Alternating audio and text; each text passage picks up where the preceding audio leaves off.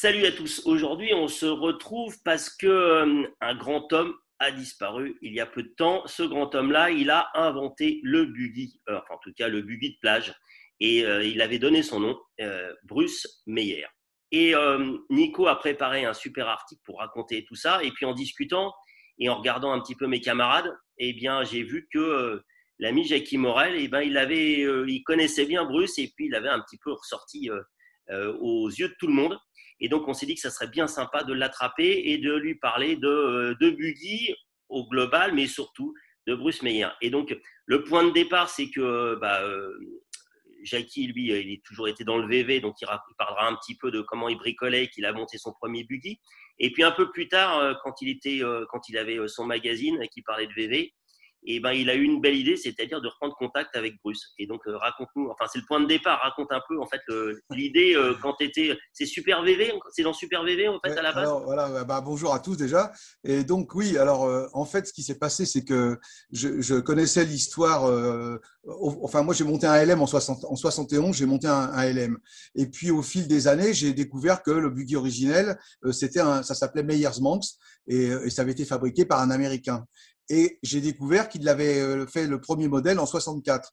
Donc, moi, en 93, j'ai eu la chance d'acheter un exemplaire qui avait très très peu de kilomètres en Floride, jaune avec la capote à fleurs, qui était de 67. Et donc, je me suis dit, tiens, ça serait peut-être bien l'année prochaine de fêter les 30 ans du Manx. Et donc, j'ai cherché à retrouver Bruce. J'avais acheté aussi deux autres épaves de buggy dans la région de New York. Et le gars qui m'avait vendu ces épaves, il m'avait parlé de Bruce. Alors, je l'ai contacté. Alors, à l'époque, il n'y avait pas Internet. Hein, c'était du courrier. Ça mettait une semaine à aller-retour. Et donc, le gars me dit, bah, la dernière adresse que j'ai de lui, c'est à Valley Center, près de San Diego, en Californie. Donc, je fais un beau courrier en lui disant, voilà, je me présente, etc. Je suis un fan de buggy. Et puis, j'aimerais organiser les 30 ans du Mans sur le circuit du Mans. Est-ce que vous accepteriez mon invitation? Et donc, Bruce a reçu le courrier et il a contacté Arke Smith, qui est un rédacteur de Hot VV Magazine, qui est le magazine leader dans le monde de la VV aux États-Unis. Et il se trouve que l'année d'avant, j'avais invité Arke Smith en France, donc que je connais très bien depuis 40 ans. Et donc, il lui a dit, bah non, vas-y, Jackie, c'est sérieux. Et donc, Bruce a accepté mon invitation. Donc, j'ai invité Bruce. Il est arrivé donc peu de temps, quelques jours avant le VV national, qui était au Mans à l'époque en 94. Et la première chose que j'ai faite, on l'a accueilli à Marne-la-Vallée. À l'époque, on était à Marne-la-Vallée. Je lui ai montré mon Buggy Manx pour qu'il l'authentifie parce qu'il n'y avait pas de plaque. Et il m'a dit, alors il a regardé tous les angles, en dessous les ailes, parce qu'il avait, à l'époque, il polochonnait des tubes pour passer, enfin, qui faisaient renfort. En même temps, ça permettait de passer le circuit électrique sous les ailes. Et donc, il a bien regardé partout. Il m'a dit, oui, oui, ça, c'est un vrai. J'en ai fait très peu, une petite centaine qui n'avaient pas de plaques avant qu'on se mette à faire des plaques. Et il me dit, en plus, il avait le petit logo sur le nez, qui était un tout petit logo qui s'effritait à moitié d'ailleurs. Et il me dit, ça, c'est sûr que c'est un des premiers. Alors moi, j'étais quand même très content de ne pas avoir dépensé mon argent parce qu'il m'avait coûté une blinde le truc. J'étais quand même content, tu vois. Et donc, comme il marchait très bien, je lui dis, bah, Bruce, je vais te l'emmener au Mans. Et puis, tu vas conduire ce buggy au Mans et puis on va faire une parade sur le circuit et tu vas mener la parade dans ce buggy. Et donc, on est parti. Alors, j'ai d'autres anecdotes sur la route, mais je ne peux pas vous les raconter tout, sinon on y est pour 2 jours. Ah, Et, si, vas-y, fais le trajet sur le Mans, si. en fait, si tu veux, je tirais ce buggy avec un tow bar. Le tow bar, c'est Bruce qui l'a inventé. C'est-à-dire que c'est un triangle qu'on boulonne sur le train avant de la Volkswagen et à l'avant, il y a une attache de remorque. Et donc, le buggy, il est sur ses 4 roues et tu le tires derrière et tu mets une lumière derrière. Et on était sur l'autoroute et je me fais Ultra serrer par légal. les flics. C'est légal. C'est légal. Je vais t'expliquer pourquoi. Donc, évidemment, je me fais arrêter par les motards.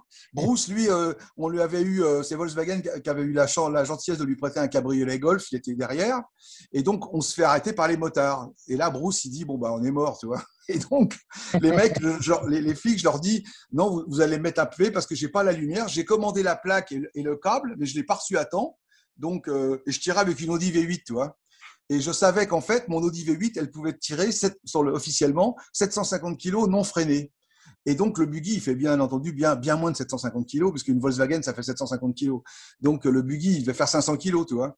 Et donc, les gars me disent non, c'est pas légal, tout. Je dis, bah écoutez, moi, je vous dis que c'est légal. Donc, ils appellent le grand chef, qui arrive un quart d'heure après avec une R21 et quatre manuels dans le coffre avec le code de la route avec des volumes comme ça.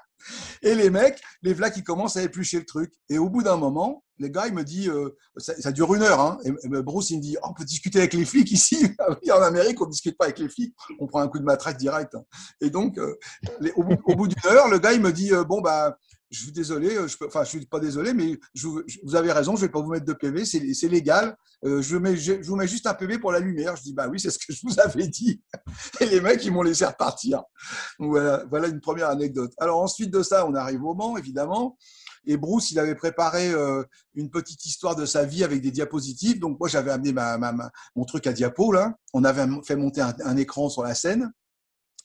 Et puis, quand il arrive là-bas, donc on le présente et tout. Et là, tout le monde arrive. Alors, il y avait 150 buggy qui étaient venus pour l'occasion. Et là, tout le monde arrive pour lui faire signer des trucs, des casquettes, des autographes, des bouquins, des magazines, des trucs. C'est à l'envers l'écran là, tu bricoles, mais. Ouais. Et Bruce, si tu veux, lui qui sortait, parce que moi, je savais pas, mais il habitait dans une espèce de caravane chez ses beaux-parents, dans le jardin de ses beaux-parents, parce qu'il avait plus d'argent et il n'avait plus rien. Il s'était reclus lui-même, il s'était coupé du monde, parce qu'en 71, sa boîte a fait faillite et il avait perdu le procès avec tous les mecs qui copiaient des trucs. Et une fois qu'il a eu perdu, des centaines de constructeurs se sont mis à copier, à acheter des coques et à les mouler. Il y a même le patron de SCAT qui lui a avoué une fois que lui, il fabriquait carrément des moules avec une coque et il vendait les moules. Il faisait le tour des ateliers plastiques de sa région et il vendait les moules. Tu vois, enfin, le pauvre Bruce, donc ça l'a tué. Il est resté pendant 20 ans enfermé dans sa caravane. Et apparemment, il voulait plus du tout entendre parler de buggy. Non, il voulait plus entendre parler de buggy. Il a fait une baignoire, un jacuzzi spécial. Il a fait une petite bagnole pour enfants. Il a fait 2-3 bricoles.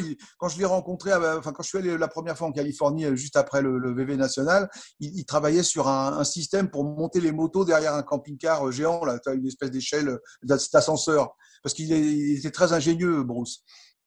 Et donc, si tu veux, là, d'un seul coup, il découvre qu'il y a encore plein de gens qui l'aiment.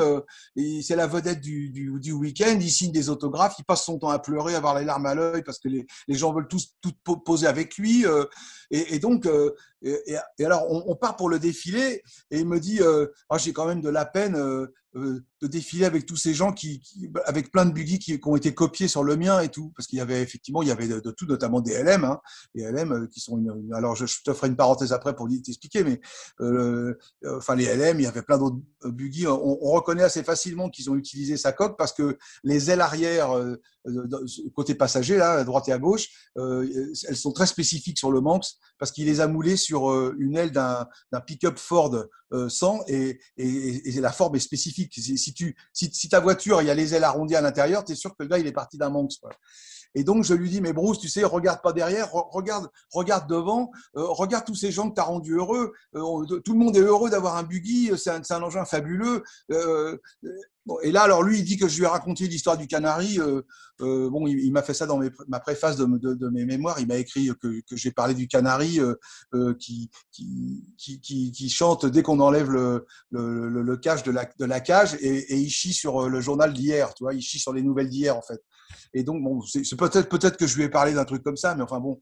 En tout cas, ce qui est sûr, c'est que je lui ai dit, Bruce, regarde devant. Les gens, ils veulent des coques. Il n'y a pas de club, fais un club. Refais-nous des Manx.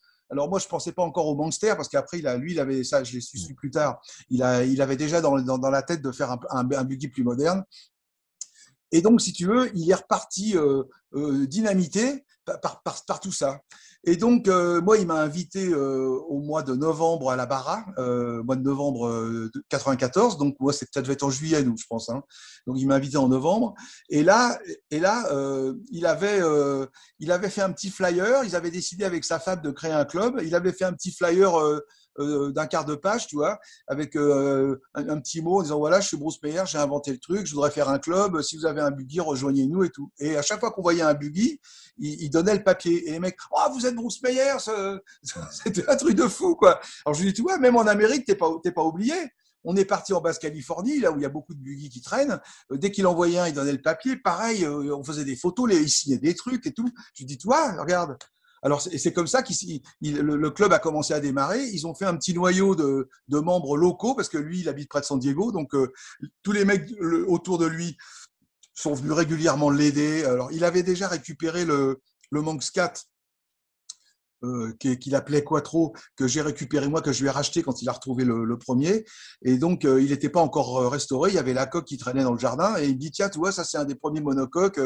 Oh, le mien, je l'ai perdu. Je l'ai vendu à un musée, puis le musée a fait faillite. J'ai perdu sa trace. Ils ont dû le détruire et tout ça. Bon. Et enfin bon, il était assez triste. Et donc, les membres du club l'ont aidé à restaurer le fameux Quattro.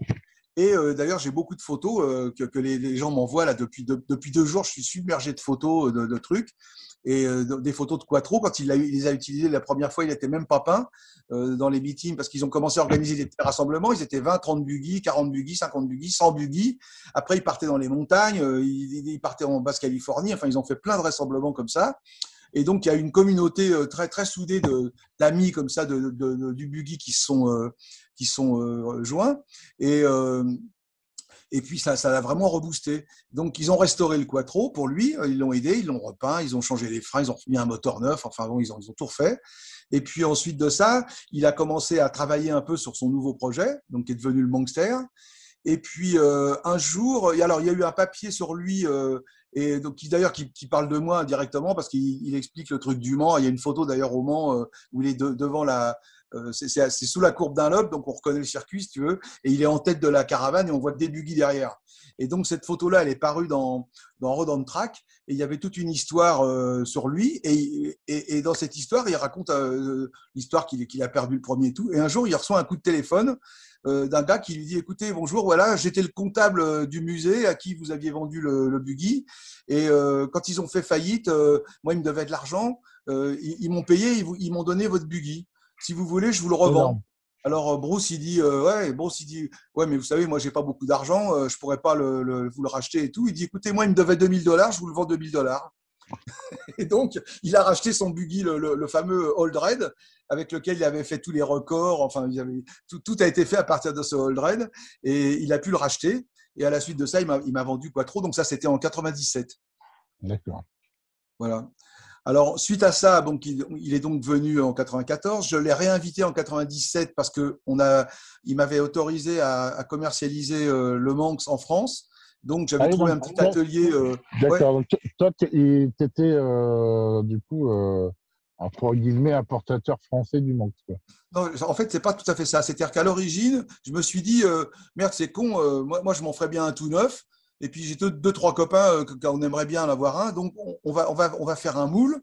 Et puis, on va refabriquer quelques coques. Et comme je savais que Bruce, il était un peu dans la mouise, j'ai dit, bah, on lui demandera de nous faire des plaques et puis on lui donnera des royalties. Alors, à l'époque, je crois que c'était 1000 francs, un truc comme ça, tu vois, parce que le kit, je ne sais plus combien il coûtait. Enfin, bon. Ça correspondait à 150 €, je crois, 1000 francs. On lui donnait 1000 francs par plaque. Donc, quand il est revenu en 97, on avait sorti les premières coques. Donc, il nous a frappé les plaques. J'ai les photos que j'ai passées dans Super VV parce que j'ai tout raconté dans Super VV. Et il frappe les plaques que j'avais fait imprimer, qui étaient un peu. Il frappe les numéros, tout ça, machin. Et donc, il nous donne les plaques. On lui a payé ses royalties. Il était tout content. Il est revenu en 98. Je l'ai réinvité 5-6 fois au moins. Je sais plus. Alors, ensuite de ça, en 97, il m'envoie un mot et il me dit, parce que je lui avais dit, j'aimerais bien acheter un Todd un jour. C'est quoi un Todd? Le Todd, alors à la suite du Manx, il a inventé un buggy que lui, en fait, si on refait à la jeunesse du truc, en 65 ou 6, en 66, je crois, il y avait une moto qui avait qui avait remonté de La Paz jusqu'à la frontière californienne en 39 heures. À l'époque, il y avait très peu de routes goudronnées, c'était que des chemins. Donc 1600 km quand même. Et donc, avec son copain Ted Mangels, qui est devenu ensuite ingénieur chez Toyota, c'est lui qui a inventé les suspensions des pick-up araignées, là, avec le point central et les bras qui vont jusqu'au roue du centre, tu vois, avec des débattements de fou. Tu vois, les bagnoles, elles ont un débattement de 50 cm ou 60 cm de débattement, c'est hallucinant, quoi. Enfin bon.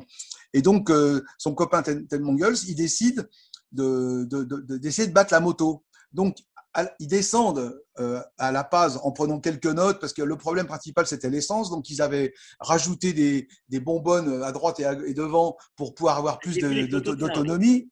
Et voilà, et des trucs machin. Et ils descendent et ils essaient de repérer les endroits où ils peuvent aller vite, tout ça, machin. Donc, sur les 1600 bornes. Et le lendemain, ils attaquent le record dans l'autre sens. Et donc, ils roulent comme des fous. Et arrivé à la frontière, il y avait un office du tourisme mexicain. Mais comme ils étaient en avance, le mec n'était pas ouvert. Ils ont attendu 1 heure dans le buggy à dormir que le gars, il ouvre. Et le gars, il a validé 34 heures, alors qu'en fait, ils avaient mis 33, quoi. Tu vois. Et donc, ça a fait l'objet de plusieurs articles dans les journaux, les différents journaux. Un buggy balai moto, à l'époque, c'était pas envisageable. Tu vois, une moto, ça allait toujours plus vite qu'une bagnole, surtout dans tout terrain. Et donc, suite à ça, il y a des mecs qui disent, on va créer une course. Ils ont créé la NORA, donc la North American Racing Off-Road Association, et ils ont fait la première barra en 67. Qui était la base, pareil, la montée ou la descente, je ne sais plus. Et donc Bruce a préparé plusieurs buggy. En 67, il y avait déjà son usine qui tournait bien. Donc, ils ont préparé 3 ou 4 buggy. Et lui, il a cassé avec le sien. Mais c'est un buggy Manx qui a gagné avec Vic Wilson et Ted Mangels, son copain, qui était copilote du mec qui a gagné. Donc, ils ont gagné avec un buggy qui était numéro 10. Et donc, la première barra California, elle a été gagnée par un Manx. Et donc, l'année d'après, il se dit, il réfléchit comme c'est un créatif, et il se dit, je vais faire un buggy adapté à la barra.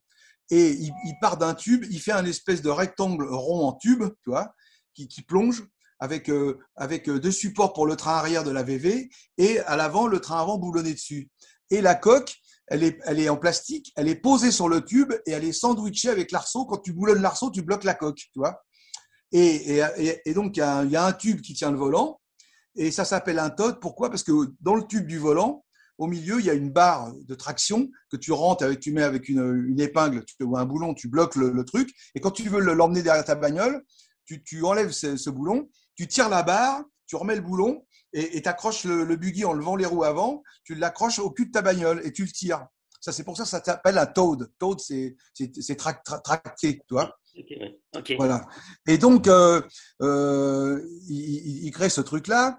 Et en fait, il en fait 2 parce que son revendeur de Chicago qui s'appelait Bob Major lui dit moi, j'aimerais bien aussi en avoir un. Donc, ils en font 2 en même temps.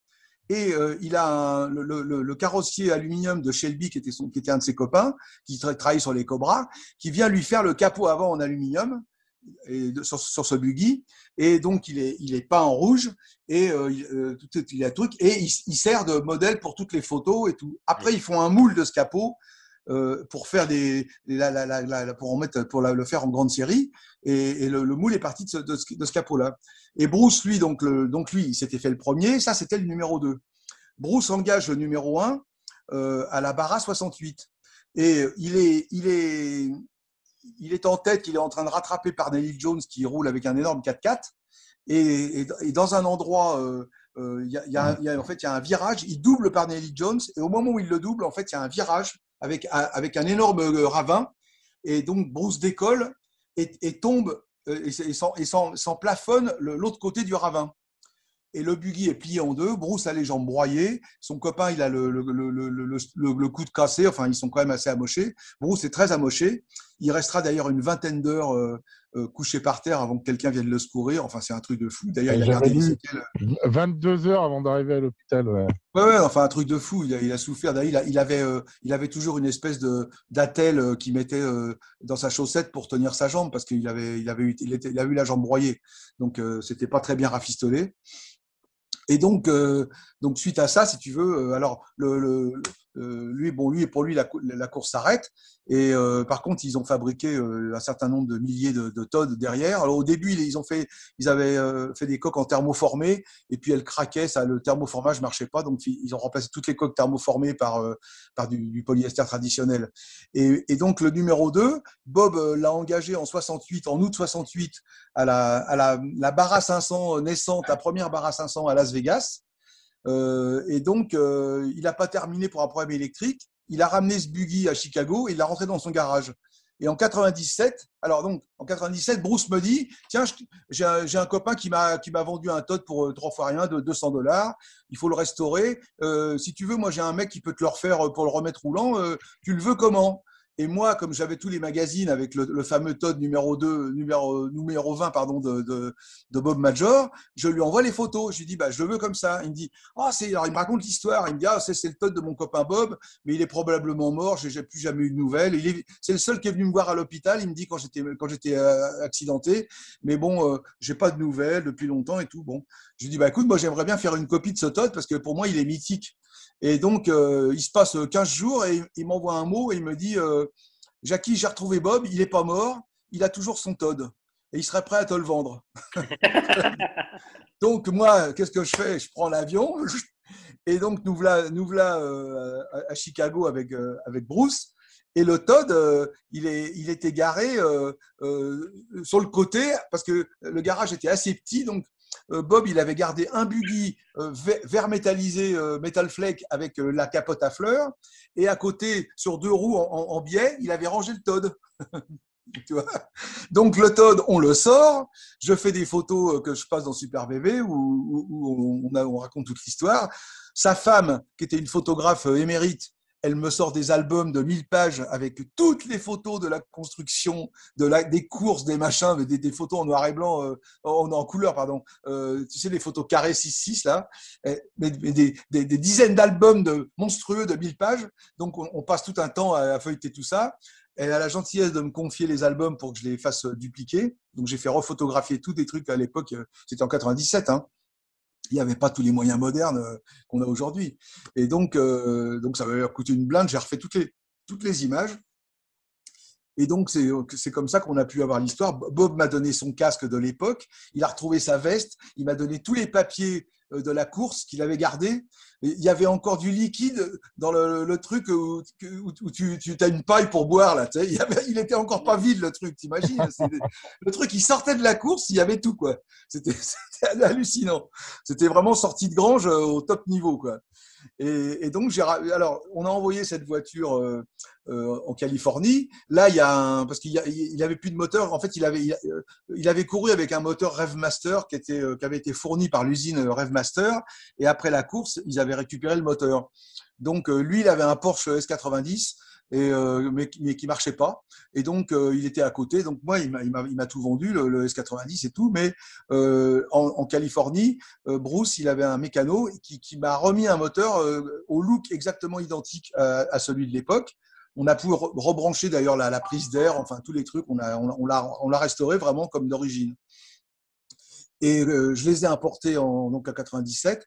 Et en 98, quand je les ai invités, on a fait la première Beach Week, c'est-à-dire que l'événement du VV national à Lège-Cap-Ferret, il commençait une semaine avant au Verdon sur la plage. C'était un truc que de buggy. Et donc, Bruce et Bob, ils ont pu rouler avec leur propre voiture sur la plage du Verdon. Voilà l'histoire. Énorme. Et voilà. Donc, pour rebondir, on en discutait avec Nico sur les Françaises. Reviens sur le sujet, Nico. Ouais, donc, du coup, bon, tu avais le premier buggy français, en gros, c'était quoi? Tu avais les LM Sauvra, tu avais les Baboulins aussi, là, je crois. Non, alors voilà, je t'explique. En fait, chose encore, non? Non, voilà. Évidemment, dès que le buggy a été connu aux États-Unis, ça a été un succès assez immédiat. C'est passé dans tous les magazines. Il y a celui de l'affaire Thomas Crown qui est ultra connu, qui avait été construit par Bruce. Par Bruce et d'autres mecs, mais enfin Bruce, il avait fait la carrosserie. Il avait fourni la caisse. Évidemment, c'est un succès mondial. Et donc, les Sud-Africains et les Australiens, d'ailleurs, demandent à Bruce s'ils peuvent construire le buggy sous licence. Donc, D'accord. il envoie une coque en Australie, il envoie une coque en Afrique du Sud. Évidemment, les Sud-Africains s'empressent de copier la coque et fabriquer la coque sans payer de royalties, comme c'est de bon ton dans ce Ouais. milieu. Et donc, ils font quelques modifs. Un jour, il y a un Anglais qui s'appelait Duplessis, il avait un nom français, mais c'était un Anglais, qui ramène alors, cette marque sud-africaine, ça s'appelait GP Beach Buggy. Et donc, Ouais, je vois, il ouais. ramène un GP Beach Buggy en Angleterre et il y a deux Français, dont j'ai oublié le nom, j'ai tout raconté, moi je pourrais te donner les noms, qui ramènent ce buggy, donc, qui en achète un en Angleterre, si tu veux, et ils viennent au Mans avec en 69. Et là, il y a Henri Grand-Cyr, le pilote d'Alpine, qui était Ouais. aussi Michel Vaillant à la télé, qui trouve le truc sympa et il fait un essai pour Champion, le magazine Champion. J'ai D'accord. l'article. Ce magazine sort en août 69. Moi, j'ai 17 ans, j'achète Champion depuis le numéro 1, je tombe dessus, je suis en vacances à l'île d'Oléron, évidemment, l'île d'Oléron, c'est que des dunes, donc moi, je me dis, putain, c'est ça que je veux, quoi. Donc, Bah, bien je sûr. rentre chez moi et je dis à mon père, papa, c'est ça que je veux comme bagnole. Alors, bon, tu vois, c'était ça le truc. Donc, bon, il botte un peu en touche. En fait, j'ai fini par acheter une coque donc en 71, fin 71, j'ai acheté une coque. Mon père m'a donné les sous pour acheter une coque. Et donc, c'était une coque de GP, parce que tu les reconnais, ils ont le coffre, ce qu'on appelle à facettes, c'est-à-dire qu'ils avaient, en fait, ils avaient rempli les ailes plates du Manx, ils les avaient remplies, et à l'arrière, il y avait un petit dessin, ils l'ont prolongé pour couvrir la poulie, tu vois. Et donc, c'est un arrière à facettes, ça s'appelle. Et normalement, le capot était lisse, et celui-là, entre-temps, LM avait fait un arrière complètement rond, et un nouveau capot avec un renfort, une nervure centrale pour donner un peu de rigidité au capot. Et moi, j'ai récupéré un arrière à facettes avec un avant, avec le capot, avec le renfort, que j'ai monté dans l'hiver 71 et il a été terminé pour Pâques 72. Voilà. Je raconte ça dans mes mémoires d'ailleurs avec des photos, des trucs. Enfin bon, pour ceux que ça intéresse. Il faudrait que tu Mais bosses un peu déjà pour sortir c'est tes pas photos. encore publié. J'ai mis en page 2 chapitres, j'en ai 18 alors, tu vois. Et là, ça fait un mois que je suis là, j'ai rien branlé. Donc, enfin bon, ça me fait de la peine parce que en fait, je voulais l'offrir à Bruce parce qu'il m'a fait la préface, il m'a fait une super préface et je voulais lui donner, évidemment, bah, je l'amènerai au ciel. Voilà. Et donc, alors, suite à ça, si tu veux, les mecs qui ont importé ce buggy, ils ont plein de coups de téléphone. Et donc, comme évidemment, ils habitent dans le 16e arrondissement, ils ont pas d'atelier. Donc, ils trouvent un mec à Corbeil-en-Gâtinais qui fabrique des voitures d'auto-tampon. Et Ah, c'est ça. ils amènent le truc. Et donc, c'est Michel Landois, LM, Landois Ouais. Michel, qui dit bah, moi, je vais vous les fabriquer, les coques. Donc, il tire les moules et il commence à fabriquer des LM. Sauf qu'au début, il ne s'appelait pas LM. Il y avait donc le GP, on le reconnaît parce que le capot, il n'y a pas le sigle LM, il y a un trou rond pour mettre une petite pastille GP, tu vois, un petit autocollant. Alors après, il s'est embrouillé avec les mecs. Donc, il y a d'autres gens qui ont demandé une coque, donc notamment Yves Sonil, que vous connaissez certainement de nom. Yves Sonil, à un moment, il avait ouvert, c'est le premier qui a ouvert une boutique dans les Halles. Il avait une boutique de buggy dans les Halles. Et donc, il y a des coques qui sont sorties avec le capot marqué Sonil. Et ensuite, il y a une autre boîte dans le sud de Paris, je crois, qui a sorti un modèle avec un capot marqué Minibug. Et puis ensuite, il y a eu le problème de l'homologation. Et donc, comme personne ne voulait payer l'homologation, Michel Landois, lui, il s'est attelé au problème de l'homologation. Il a homologué les LM et donc, il a mis sa marque dessus. Suite à ça, il y a un type qui fabriquait une copie du Volksroad anglais qui s'appelait, enfin du Monks, c'était le Monks anglais qui s'appelait, j'ai oublié le nom. Lui, il s'appelait, il fabriquait les barquettes BSH. Benoît Saint-Hilaire, voilà. Ah, ben, bah, tu sais Voilà, que oui, oui, mais Benet Saint-Hilaire. Benet Saint-Hilaire. Monsieur Saint-Hilaire, il habite à côté de chez moi, en Normandie. Là. Voilà, Il a alors, ouais, bah, alors 85 je vais ou 6 ans. t'expliquer ce qui s'est passé. C'est que il a eu une attitude complètement débile, puisque lui, il était en train d'homologuer sa copie de truc anglais. et il voit que LM, il lui donne une homologation par type. Donc, il va aux mines, il dit, mais moi, je veux une homologation par type comme LM. Et parce que LM, c'est pas juste parce qu'il part de voiture d'occasion, donc c'est pas une voiture neuve, donc il peut pas avoir une homologation par type. Alors, comme Michel Landois, c'était un mec très gentil et très, très sérieux et qui avait tout fait comme il fallait, les gens des mines l'aimaient beaucoup. Et donc, ils lui ont dit, bon, bah, ils ont inventé l'agrément de prototype, c'est-à-dire que c'est pour ça qu'il fallait amener sa voiture chez LM pour qu'ils confirment que c'était bien conforme au prototype. Et ils ont dit à Benet-Saint-Hilaire, vous n'aurez jamais d'homologation. Et il ne l'a jamais eu. Oui, mais je crois que c'est. Oui, j'avais entendu parler de cette histoire-là. Je crois que c'est. En fait, tu avais Monsieur Benet et tu avais Monsieur Saint-Hilaire, en gros. C'est deux mecs. Hein. Ah, peut-être, oui. Ouais, et en fait. Je les ai jamais rencontrés et j'ai jamais cherché à le faire, tu vois. Parce que et en fait, moi, j'aime bien les gens droits, moi. Pour la petite histoire, les deux se sont frités parce que tu avais Monsieur Benet qui était un peu le businessman de l'affaire et qui était là un peu, je pense, pour faire du pognon. Et tu avais Monsieur Saint-Hilaire, justement, qui habite pas très loin de chez moi, là, qui lui était vraiment l'artisan et gérait pas du tout le reste. Mais je suis pas surpris parce que j'ai déjà entendu parler de cette histoire de. Si un jour tu le vois, tu peux lui poser la question. Oui, ça serait intéressant d'avoir sa version. C'est prévu que j'aille le voir. Là, avec le Covid, on a décidé de pas y aller maintenant. Mais il habite à. Ouais, j'ai un pote qui a une BSH, qui a retapé une BSH, justement. Voilà. Alors, à la base, ils avaient fait la BSH, mais après, quand ils ont vu que les buggy, ça marchait, ils se sont mis un peu dans le buggy. Donc, ils sont allés en chercher un. Ils sont allés en chercher un en Angleterre, tu vois. Ouais. Ok. Donc, c'est rien. Attends, je vais pas décrocher parce que c'est ma tante. Non, je vais couper. Ouais. J'ai une vieille tante de 95 ans et elle arrive jamais à m'appeler. Attends, je vais la prendre 10 secondes, hein, excusez-moi. Je couperai, je recollerai. Ah, Tata, t'as réussi à faire marcher la vidéo. Je suis en interview pour la. Regarde, je suis en interview sur Internet.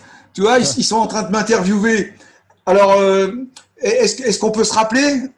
Tu peux me rappeler dans une demi-heure? Tu pourras. Moi, toi. Bah non, mais là, t'as réussi à m'appeler en vidéo, donc tu recommenceras l'opération. OK? Non, c'est la fermière.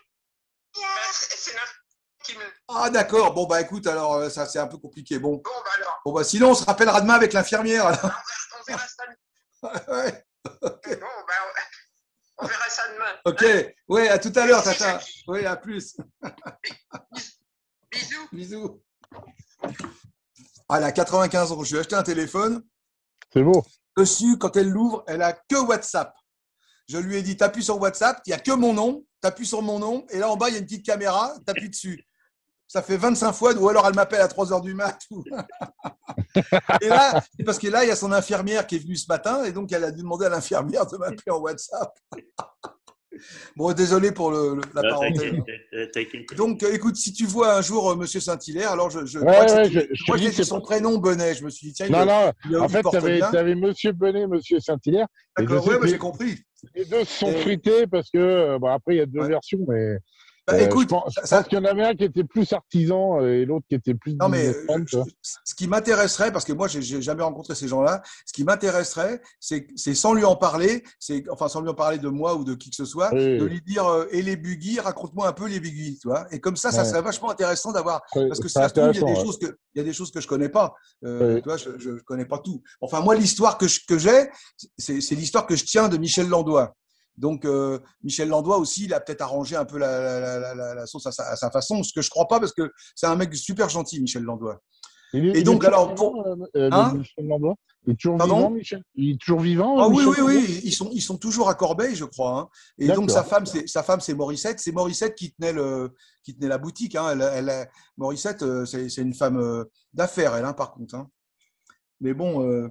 Ils habitent toujours. Alors, eux, je les avais aussi invités en 94 au Mans. Et donc, elle a rencontré Bruce. Et, à l'époque, j'avais invité aussi Edmond Perry d'Apal.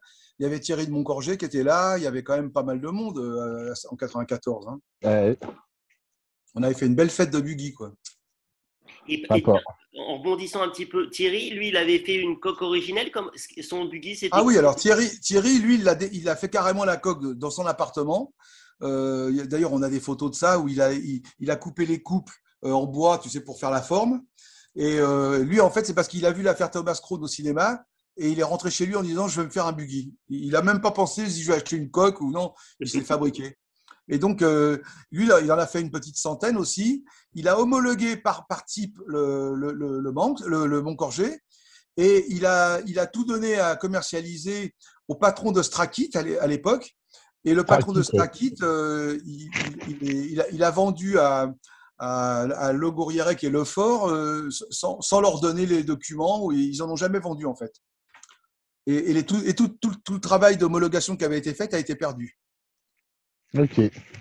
Et du coup, Thierry, il en a refait, c'est ça? J'ai vu vaguement. Alors Thierry, il en a racheté un il y a quelques années, qu'il a refait.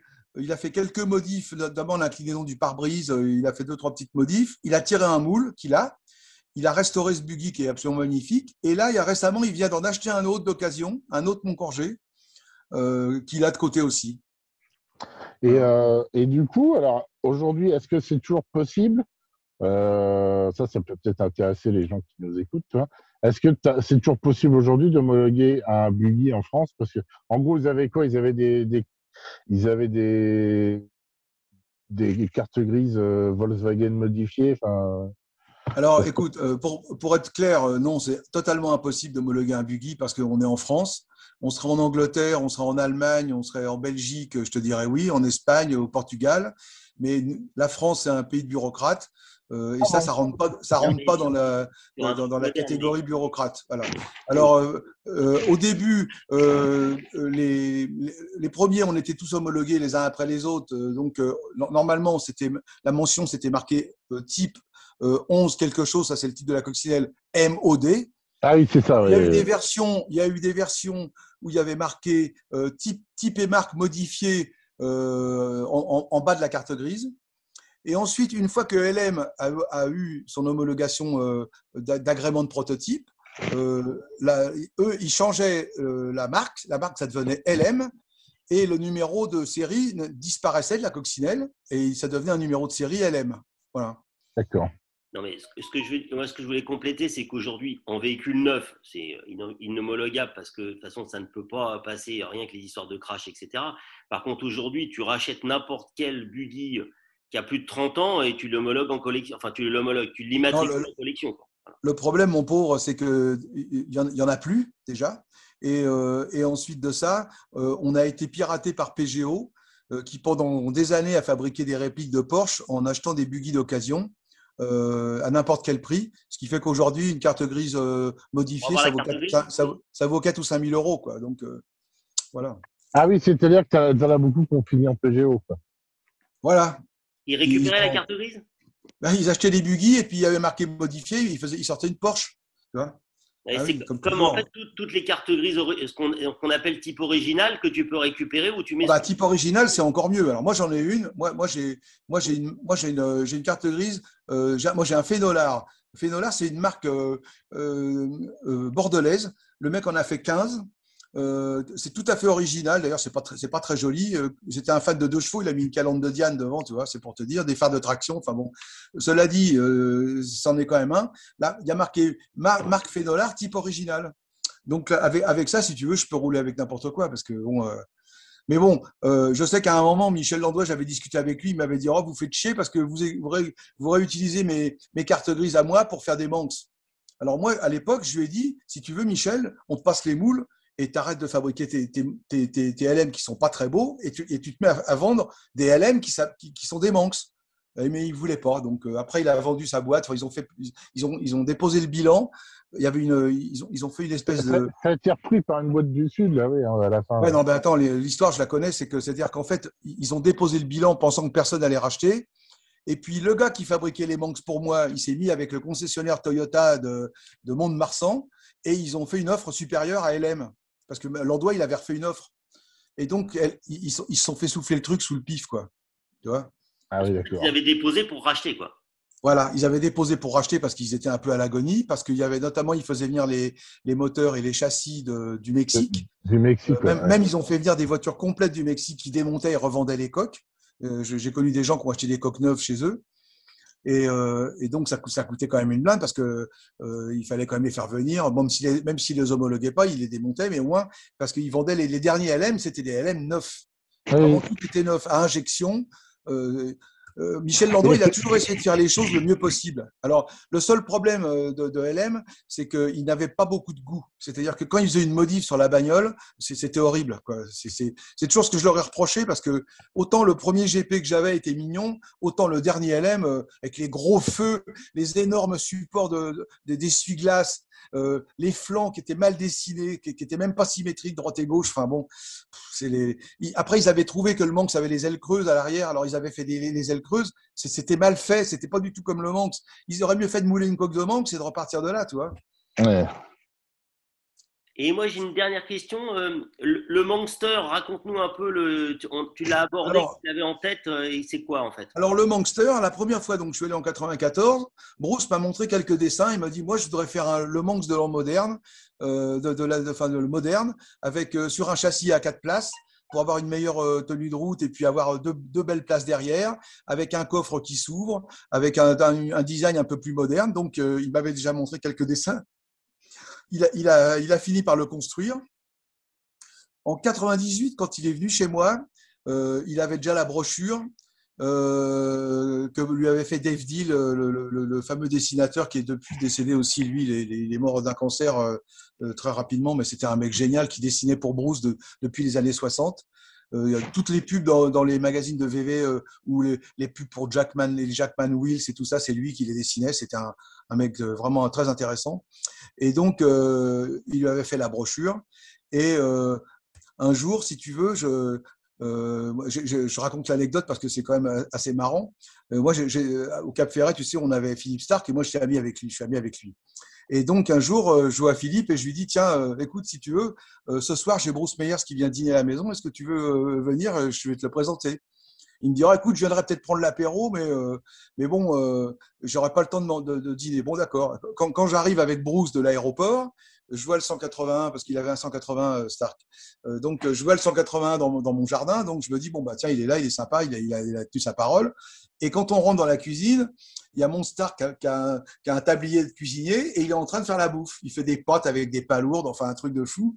Et donc, Bruce, je lui dis, bah, tiens, je sais pas si tu connais Philippe Stark. Il me dit, écoute, il y a 2 jours, j'étais sur le Queen Mary à une réunion de designers, de tous les plus grands designers du monde de bagnoles. Pendant deux jours, on a parlé que de Stark et aujourd'hui, c'est lui qui fait la cuisine. Énorme. Alors, évidemment, bon, on bouffe tous ensemble et j'explique à Stark, je lui dis, bah, tiens, regarde, Bruce, il vient de dessiner un nouveau buggy et il n'était pas très satisfait de l'arrière, il trouvait qu'il y avait un truc qui n'allait pas. Et donc, Philippe me dit, bah, donne-moi un papier, un crayon. Et donc, ils ont passé 1 heure à redessiner l'arrière du Manxter. J'ai la feuille quelque part, hein. J'ai les images et j'ai la feuille quelque part. Et donc, Bruce, je ne sais pas s'il l'a modifié ou pas, enfin, je ne me souviens plus. Et donc, voilà. Et le jour où Bruce est parti, Philippe est venu lui dire au revoir chez moi. Il lui avait amené un bouquin. Il avait fait un gros bouquin, tu sais, sur une partie de son œuvre. Et il lui a fait une dédicace extraordinaire. Donc, quelqu'un a une vidéo quelque part, mais je ne sais pas où elle est. Parce qu'il y avait quelqu'un qui filmait pour nous, et je ne sais pas où est cette vidéo.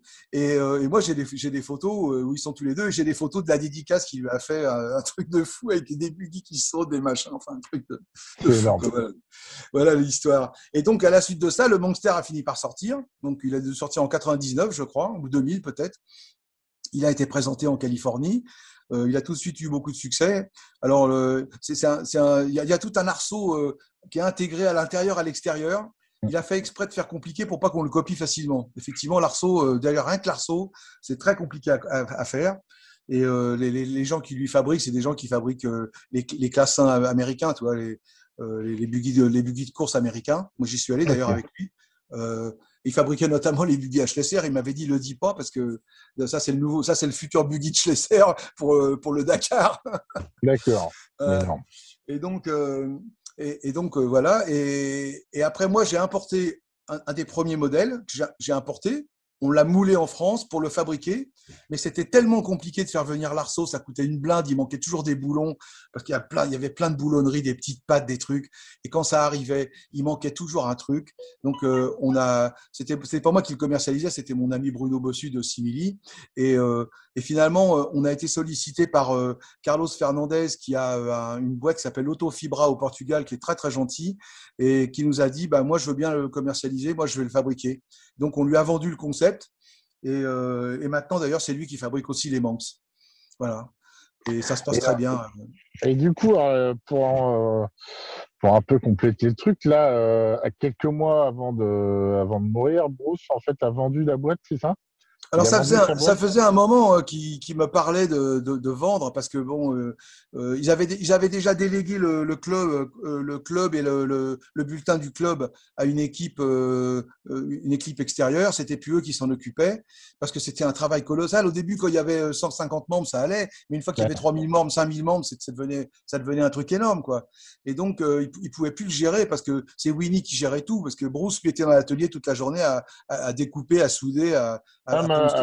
jusqu'à la fin et bricoler, quoi. Ah, il a jamais arrêté, jamais, jamais, jamais il a arrêté. Lui, j'étais même étonné qu'il soit pas mort pendant dans son atelier, tu vois.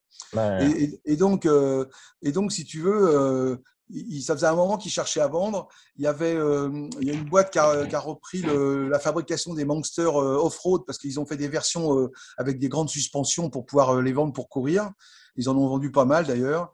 Euh, C'était un gars qui faisait des boîtes, je me souviens plus de tous les noms parce qu'il y a eu plusieurs acheteurs potentiels qui ont commencé, enfin, qui ont arrêté, et jusqu'au moment où là, il a trouvé un consortium qui a racheté, donc ils ont signé en novembre, et le patron maintenant, c'est le chef designer de VV qui a dessiné la New Beetle, Ouais, c'est ce que j'ai vu. et qui était un ami de Bruce. Et donc, c'est quoi leur ambition d'après toi? C'est vraiment de créer une marque, Je n'ai faire un truc, aucune idée. J'ai aucune idée? aucune idée de ce qu'ils veulent faire. Est-ce qu'ils veulent continuer à fabriquer les manques traditionnels? Est-ce qu'ils vont… Je ne sais pas, je n'ai aucune idée. J'espère qu'ils ne vont pas trop faire chier Carlos Fernandez parce que Carlos, maintenant, il fabrique un peu pour toute l'Europe. Bon, il y a eu pas mal de problèmes. Moi, déjà, j'ai eu des problèmes puisque moi, j'ai fait un procès à celui à qui j'avais confié la commercialisation qui a commencé à faire des fausses plaques parce qu'il ne payait pas les royalties. Donc, j'ai fait un procès, ça a duré 4 ans, ça m'a coûté 10 000 euros. Et le gars, qu'est-ce qu'il a fait? Il a posé le bilan 3 mois avant. Il a créé une autre société où il a tous les outils que j'avais achetés, les marbres, les machins, il a tout piqué, tu vois, le master. Il a piqué mon master que j'avais payé. La première coque qu'on a tirée, je l'ai fait faire très épaisse pour pouvoir qu'elle serve de master pour faire d'autres moules, tu vois. Parce que voilà, lui, il m'a gaulé ça. Il a fait des modifs qui sont horribles parce que c'est un mec qui a aucun goût. Et donc, il a commercialisé sa propre coque sans jamais payer aucune royalties, évidemment. Toujours en pleurnichant que les autres allaient le copier. Enfin bon, des connards sans nom, quoi. Et donc, ensuite de ça, comme il refusait de vendre aux Anglais parce qu'il avait peur d'être copié, les Anglais, qu'est-ce qu'ils ont fait? Ils ont quand même acheté une coque et puis ils ont été la copier. Donc, après, il y a eu une embrouille avec les Anglais. Donc, enfin bon, Bruce a été obligé de faire cesser les copies en Angleterre. Donc maintenant, je ne sais pas qui fabrique en Angleterre. Enfin bon, le truc nous a échappé parce que comme toujours, les mecs, ils n'ont pas de cœur. Ils ne voient pas le but du truc. Le but, c'était quand même d'assurer une rente à Bruce pour qu'il puisse vivre.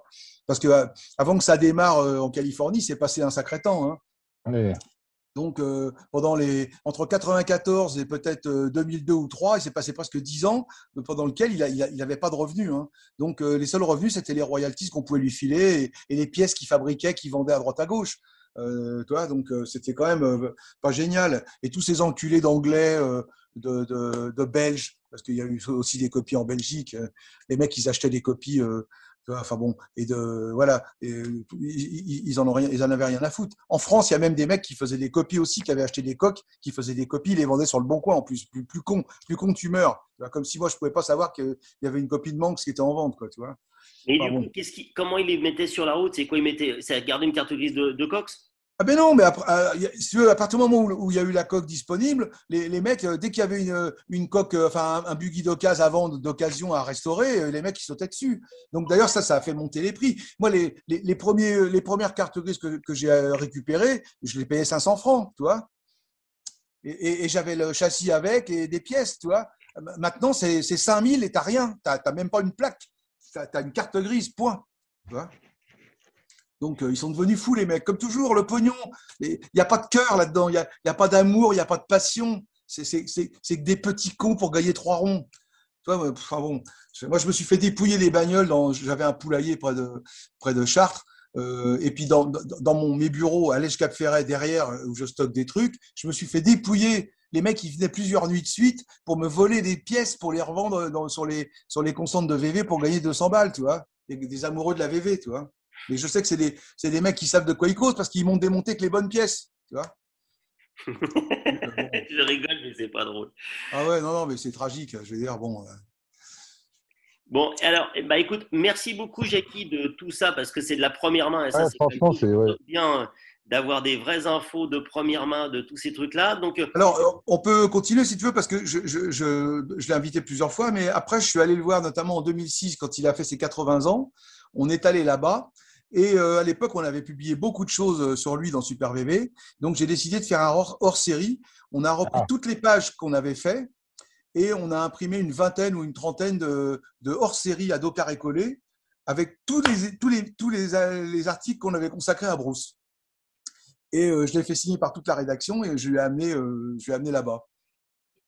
Donc ensuite, il y a eu les 85 ans où je suis retourné. Alors là, les 80 ans, j'étais parti avec ma femme et la secrétaire de chez nous, de Super VV.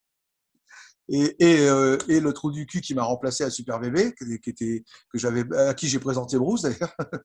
Et donc, ah oui, faut appeler, un trou du cul, quand c'en est un, il faut l'appeler par son nom. Hein, donc voilà. Et donc, donc, après, je suis retourné moi en 85 pour son anniversaire. Et j'ai pas pu aller à ses 90 ans parce que j'étais à Bali et c'était très très compliqué de partir de Bali pour aller en Californie, surtout pour 4-5 jours. Ça m'aurait coûté une blinde et j'avais pas trop les sous pour le faire à l'époque. Je suis pas allé aux 90 ans. Alors, en revanche, quand on a fait, en 94, on a fait les 30 ans du Manx. En 2004, à Tenay, près de Blois, on a fait les 40 ans du Manx. Donc là, une fois encore, j'avais invité tout le monde. Et en 2014, moi, j'étais parti du magazine. Le magazine a organisé avec une équipe de jeunes les 50 ans du Manx et le trou du cul dont je te parle et le bras droit de Michel Homel, ils ont demandé à ce que je ne sois pas invité. Voilà. Ça, je ne leur pardonnerai jamais. Voilà. Je le dis en direct. Tu peux le passer sans le couper. et c'était quand les trophées qui avaient été fabriqués par. J'ai vu une photo avec des trophées fabriqués par Russe. Ah, bah Bruce, alors écoute, de mémoire, c'est 98 Attends, parce qu'on était déjà allé, je ne me rappelle plus. Ouais, 98. En 98, quand je l'ai réinvité, parce que je l'avais invité donc en 94. Après, il est venu en 96 à Ancy-le-Franc. Et ensuite, il est venu en 97 à l'Èche-Cap-Ferret. J'ai invité 3 ans de suite, pratiquement. Et donc, pour me remercier, il m'a fait 3 trophées qui évoquent chacun. Il y en a un qui évoque le château d'Ancy-le-Franc, l'autre qui évoque la forêt de l'Èche-Cap-Ferret, et l'autre, il a le circuit du Mans avec la courbe d'Unlop. Et il a sculpté lui-même les trucs, tout verni, et il a fait dorer à leur fin, il a fait dorer son logo Manx qu'il a mis dessus. Et c'est cette photo que j'ai mis parce que quand il m'a offert ça, je te jure, ça m'a vraiment touché parce que c'est un travail colossal. Hein. Il a dû mettre des semaines à faire ça, tu vois. Mais tu vois, la qualité du travail, c'est incroyable, quoi. Donc, non, on était vraiment très proches avec Bruce. C'était un peu mon deuxième père. Je suis allé plein de fois chez lui. On a fait beaucoup de choses ensemble. En 2007, je me suis fracassé le tendon d'Achille. Quand j'étais en Californie, on était allé quand même à la Barra ensemble. Avec moi, je boitais, je boitillais évidemment. Quand tu as le tendon d'Achille pété, tu marches moins bien. Et en l'an 2000, on est descendu à La Paz ensemble. Alors moi, j'avais loué un 4x4. Winnie, sa femme, m'avait prêté un matelas. Donc, je dormais dans le truc. Eux, ils étaient dans le Hold Red. Et avec tout un tas de membres du club, on est descendu jusqu'à La Paz. Et voilà, enfin bon, on a fait beaucoup de choses ensemble. Il m'a emmené à Glamis. À Glamis, on était parti avec un camping-car. On a tous dormi dans le camping-car pendant 4 jours. Glamis, c'est un truc à voir une fois dans sa vie parce que pendant ça, c'est 3 ou 4 fois dans l'année pour les grandes fêtes comme Thanksgiving ou le 4 juillet, un truc comme ça. Et là, en fait, t'as un désert qui fait 40 km par 40 km et au milieu, tu as une route qui fait 20 bornes de droite, tu vois. Et au milieu de cette route, il y a une pompe à essence. Voilà. Et là, autour de la pompe à essence, derrière, c'est des immensités plates. La partie gauche, tu peux pas y aller parce que il y a des écologistes qui ont trouvé une merde d'un lézard qui avait disparu, donc ils ont fait fermer la moitié du désert. Et de l'autre côté, les mecs donc s'installent, ils font une ville avec des routes, c'est incroyable l'organisation. Et après, autour de ça, c'est des immenses dunes qui ont toutes des noms, tu vois, des noms incroyables. Et Bruce m'a dit, je viens là depuis que j'ai 20 ans, elles n'ont pas changé les dunes, tu vois, il y a rien qui a bougé, quoi. Et malgré que les mecs ils viennent en bagnole, ils les montent, ils les descendent, il y a rien qui a bougé, c'est toujours les mêmes, tu vois.